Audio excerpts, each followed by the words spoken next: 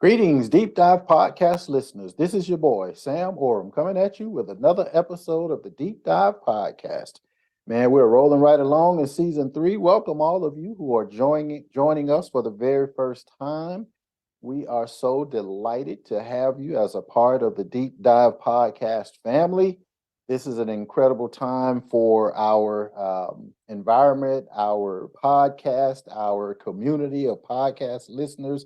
We have been doing some great things over season 3. We're excited about it and we're continuing to grow. So I thank you, those of you who are new, thank you so much for joining us. Those of you who are loyal followers of the Deep Dive Podcast, I want to thank you all as well. I mean, there would be no me, there would be no podcast without you. So I certainly want to thank you as well. I appreciate your support each and every week. You join us and your loyal listeners, whether it's live or whether it's on any of the podcast platforms. I will ask all of you to continue to support the podcast by liking, subscribing, downloading, and sharing the podcast.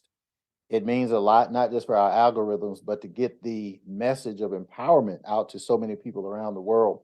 We're starting to permeate even more into different parts of the world, and that's really exciting to me. People have told me that they've translated the podcast into some other languages, so that's exciting. Last season we actually had a few guests on from other parts of the world, and I think we may do that again just to kind of let our friends in different parts of the world know that we have much love for you as well. So we'll probably do that as well. But in the meantime, let's just jump right into tonight's episode of the Deep Dive Podcast. And this won't be a very long episode, but I thought it was very appropriate with this Sunday being Mother's Day to just talk a little bit about our mothers, to talk about the greatness of mothers, what they bring to the table.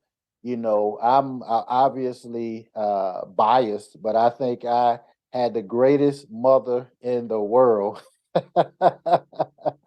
I'm sure everybody said that about their mom, but my mom, God rest her soul, Velma Oram Davis, this month is actually 7 years since she passed away. It doesn't seem that long for me; it just seems like yesterday that she passed away. But it's 7 years this particular month, May. So I do want to honor and celebrate her life, but I also want to talk about the greatness of mothers in general, because for me, of all of the entities that God created, the one thing that I think is his greatest creation, that is the mother, the value of a good mother. To me, there's just nothing better. When you're talking about the greatness of a mom, and I'm sure, most people, whether your mom is living, passed away, or whatever the case may be, most people, I'm sure, would agree with my assessment that mothers are just great individuals, gifts from God, if you will.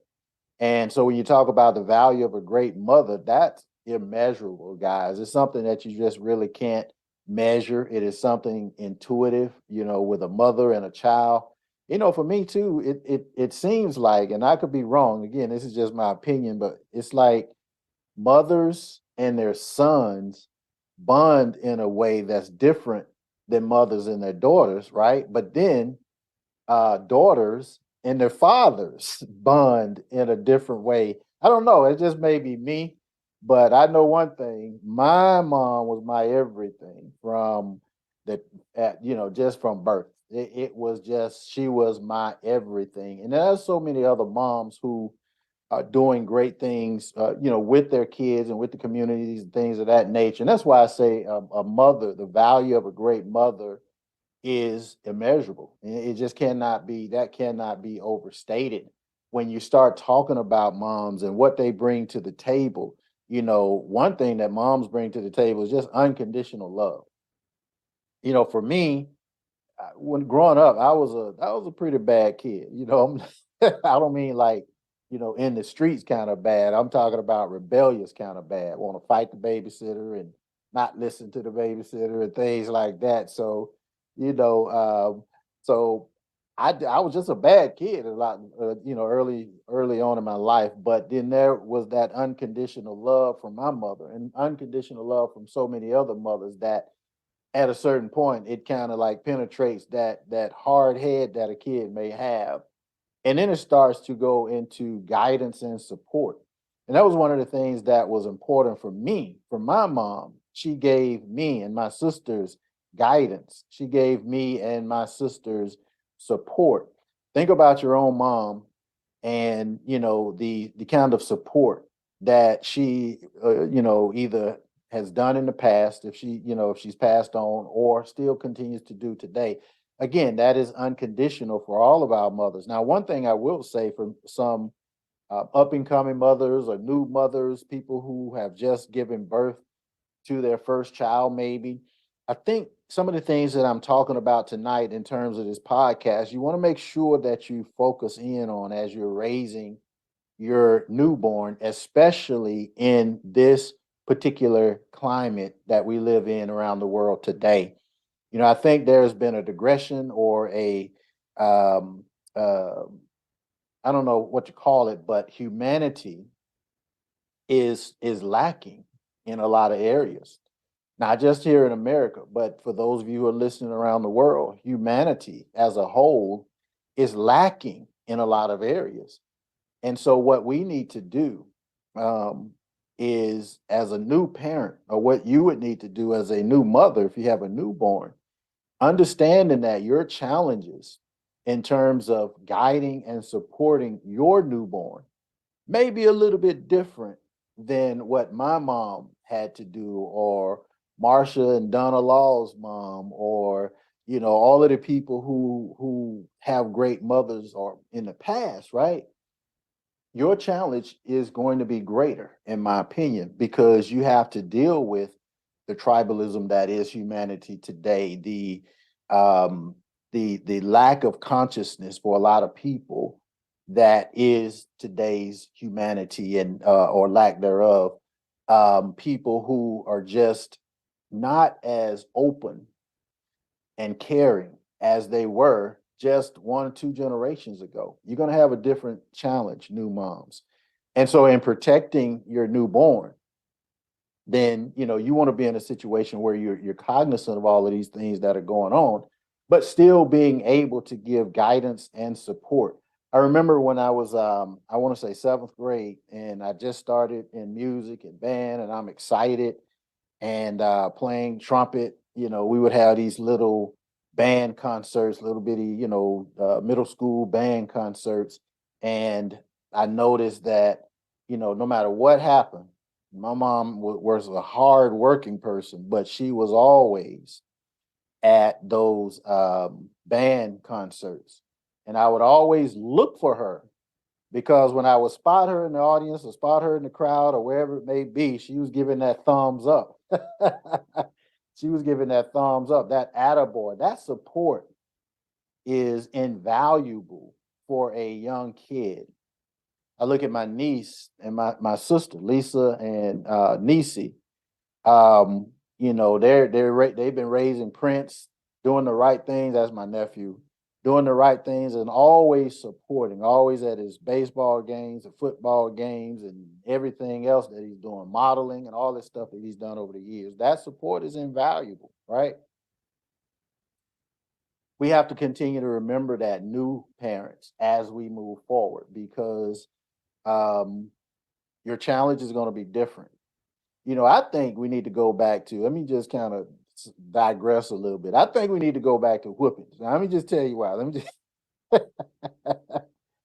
see. I don't know where this timeout stuff came from. Now, I know a lot of y'all do timeouts with your kids and all that stuff. I understand that timeout, or all of these. I don't even know what you call them. Just I'm gonna take your phone away, or that may be treacherous to a kid, but the timeout and all this stuff. Look, my mom and my grandma, they whooped us. They whooped me. It's like, look, before, while my mom was a young mom, and while she was working and doing what she was doing, my grandmother actually raised me until she passed when I was about 13 years old. And Granny, I call her Granny. Granny didn't play, and Mama didn't play. Granny would tell me to go in the front yard and get a switch and bring that switch in so she can whoop me. Some of y'all know what a switch is. So she can whoop me. Now, my crazy self, I'm thinking, okay, I'm gonna be smart. I'm gonna go and I'm gonna get the smallest switches I can find. I ain't gonna get the big switch. I'm gonna get the smallest switch I could find and bring to Granny. And they would, she would pull the leaves off. Some of y'all know what I'm talking about. She would pull the leaves off and start tearing that butt up with a switch. And the little did I know, the little switches they hurt worse than the big switches. I'm like, what's going on? Little switches, they hurt. They leave a little whelps on you. Yeah, I know some of y'all think that's child abuse. That's the problem now. You need to whoop them, whoop them, whoop them. But she would tell me to go out and get that switch, and she'll come in and whoop us. If she couldn't get to a switch or something quick enough, if I'm cutting up or we cutting up in the house and she didn't have time to get a switch or not, she'll find the first thing that she could throw: a shoe, a cup, a pillow, anything. She gonna make sure she got your attention. She got your attention. That discipline was everything. And then, mom used to do this thing. Cause again, like I said, I'm a bad kid. I'm just mischievous, not so much bad, but just always doing something active and just doing crazy stuff. So I'm in church now. We're in church. Two things you don't want to do. Once I remember going to church with my grandmother, and I had my shirt outside of my pants. I had my shirt tail out. And boy, I got a whooping for having my shirt tail out to go to church. Grandma was like, "You don't go to church with your shirt tail hanging out. Are you crazy? What's wrong with you?" She gave me a whooping for having my shirt tail out. Put that shirt tail in. You don't go up in God's house looking like that. I'm like, okay. And then I would go to church with mom, and mom was a little bit different. Now she'll whoop you, but she had this innate ability to just give you that look. And some of y'all know, especially if you like me from the South, some of y'all know what that look means. You in church and she can't whoop you in front of the pastor. She can't cuss you out or chew you out in front of the pastor. They can't do that. You're in the church, you're in the house of the Lord. But she would get that look and kind of grit those teeth together. And you knew you either needed to straighten up right then and there, or as soon as you get off the church grounds, it's going to be what they call holy hell to pay. So that look said it all. That look said it all. And it put us in line. But now you got these kids where they talking back to the teachers, they doing all kind of crazy stuff. Look, I say whoop them. That's just me. Whoop them. Go back to whooping them. All this timeout stuff don't work. It ain't working. I'm kind of kidding. You discipline your kids like you want to. I'm just kind of kidding, but I just tell you how we came up, and it was even with the teachers when we were in school. The teacher would get a ruler, say, hold out your hand. They go to spanking inside of your hand with a ruler. Nowadays, with teachers, you can't even look at these folks' kids because now the parents want to come up there and shoot the teacher because the teacher is disciplining your child. The child in the room, running across the room, tearing up stuff, cussing and going on. Teacher want to discipline, hit them in the hand with a ruler. But now you like, you don't touch my child, blah, blah, blah, blah. Somebody should have hit you. You should have got a whooping. Then you would have had some sense and know that these kids need some discipline. Anyway, I'm all off. I'm just all off in the left field. Y'all forgive me. See, this is what happened when I don't have no notes. I just started going off the top of my head and just talking about crazy stuff. But in all sincerity, guys, in all honesty, again, um, the guidance and support of a great parent is immeasurable. It is invaluable. And a lot of times a mother is the backbone of the family.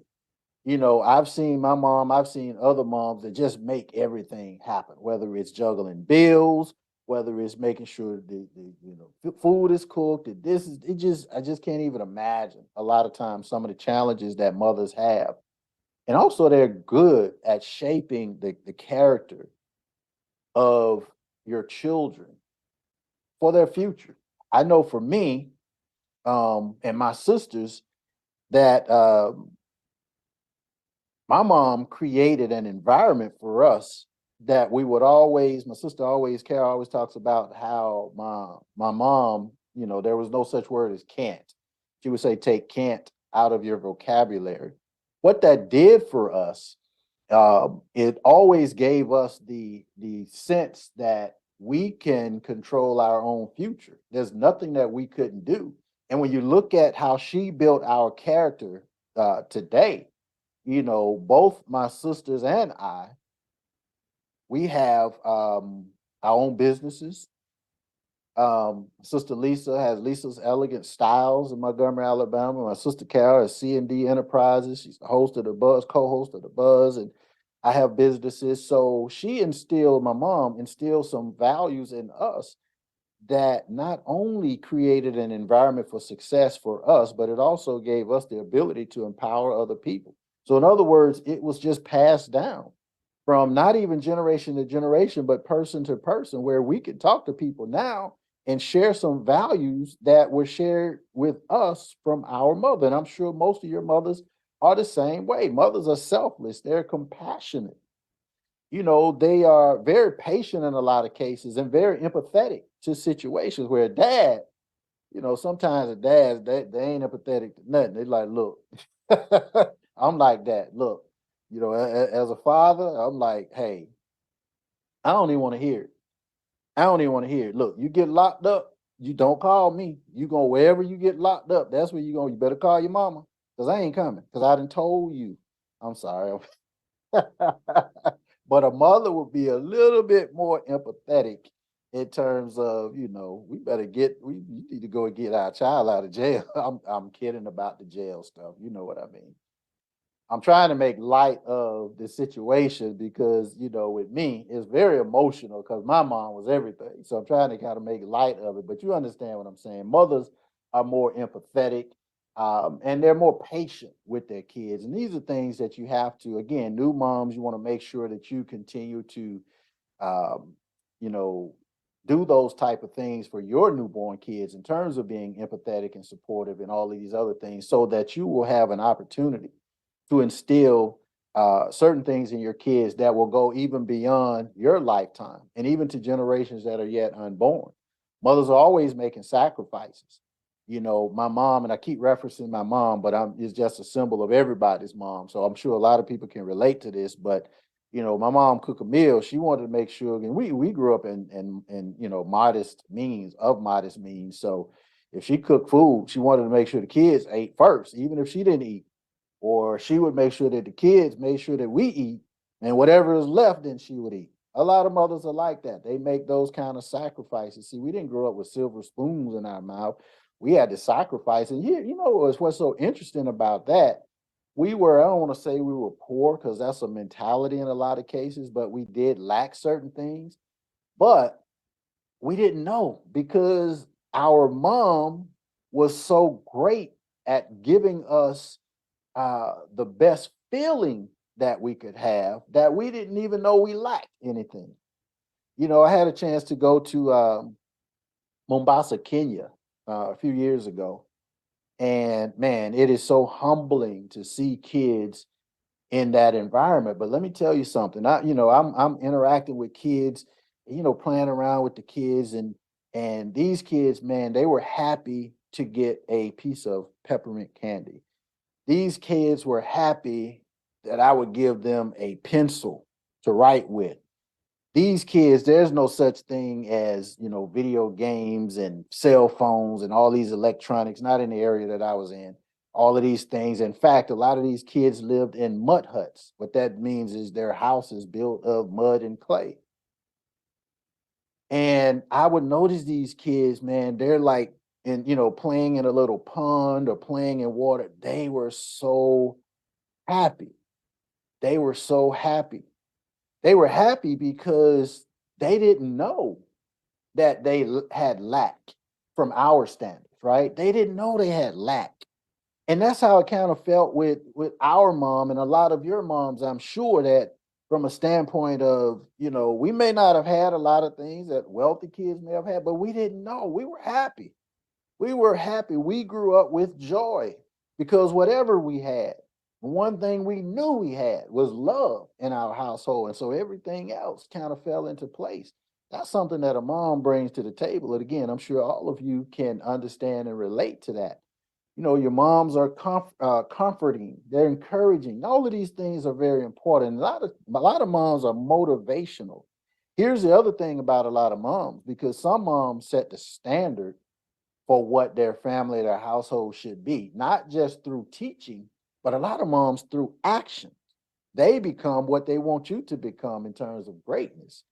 Some moms, man, they step out, they're looking good, they're articulate, they're energetic, they're motivated for life. That's a whole nother type of mom that inspires their kids, where you're going to go out and be great. Look, all of you who, again, new moms, all of you who are in the process of being that mom for the first time, maybe pregnant or whatever, you want to make sure that you understand that it is up to you to create an environment of greatness for your kids.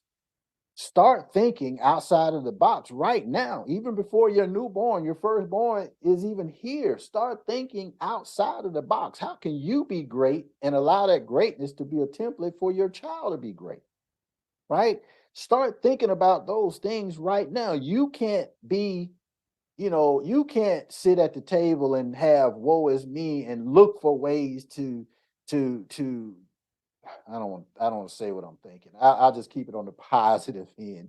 Just continue to think about the goodness of what you can be, the greatness of what you can be, and allow your kids to watch you in your greatness and mirror what you're doing in terms of being great. So there's a couple of ways you can lead as a mother, or you will lead as a mother: through example or through teaching, through example or through education, or a combination of both. Empathetic person, patient person, comforting person, all of these things. And so, man, I just wanted to again salute our mothers, all of our mothers, whether they're, past mothers, present mothers, or future mothers.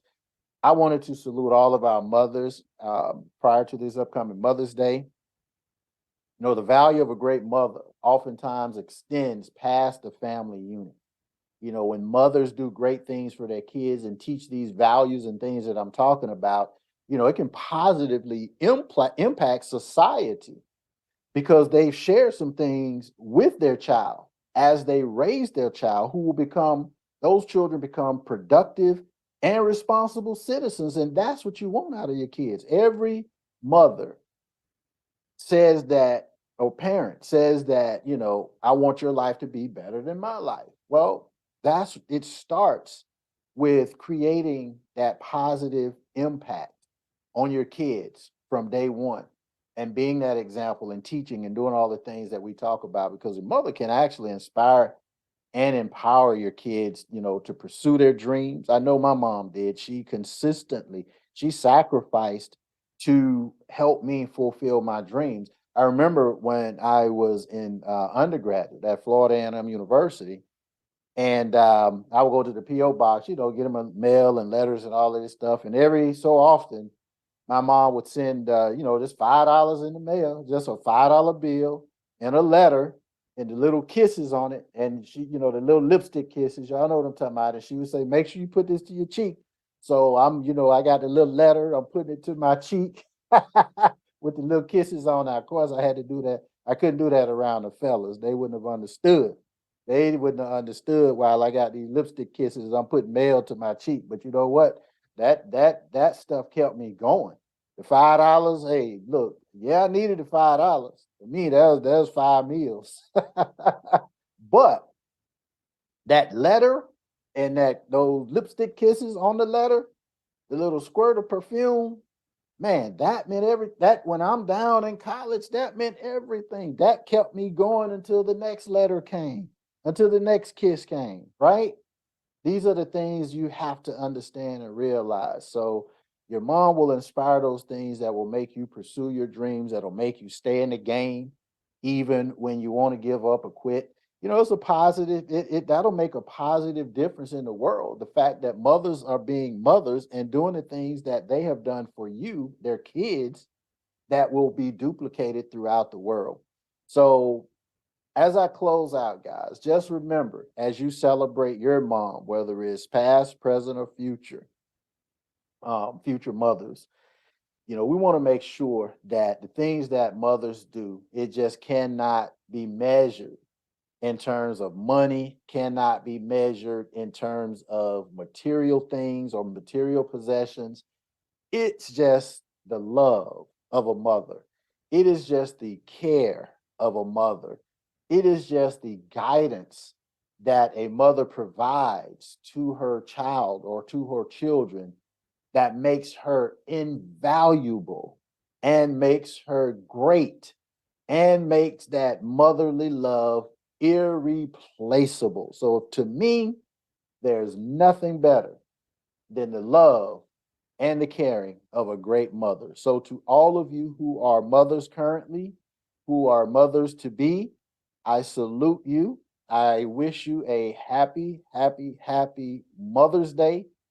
I look forward to continuing to share messages of love from a mother's perspective because even though my mom is not here anymore, there's still people who are in my family, ladies are in my family, my aunt Georgia, my aunt Annette, and just so many different people. I don't want to start calling names, but ladies who are still in my life who inspire me, the Dorothy Mercadales of the world, the Samira Akbars of the world. These are women regardless of race, religion, culture, any of these things, they still inspire people as mothers and mothers to people who are not their biological kids. So I salute all of you. I salute all of the mothers. I salute all of the people who have motherly um, um, tendencies toward people who may not be their biological kids. Happy Mother's Day to you all. Thank you all, everybody, for joining me on this particular episode of the Deep Dive Podcast. Don't forget to like, subscribe, download, and share. And this Sunday, show some love to a mother, your mother, somebody else's mother, or a mother figure. Show some love to a mother this upcoming Sunday as we celebrate Mother's Day. God bless each and every one of you, and I'll see you on the beaches of the world.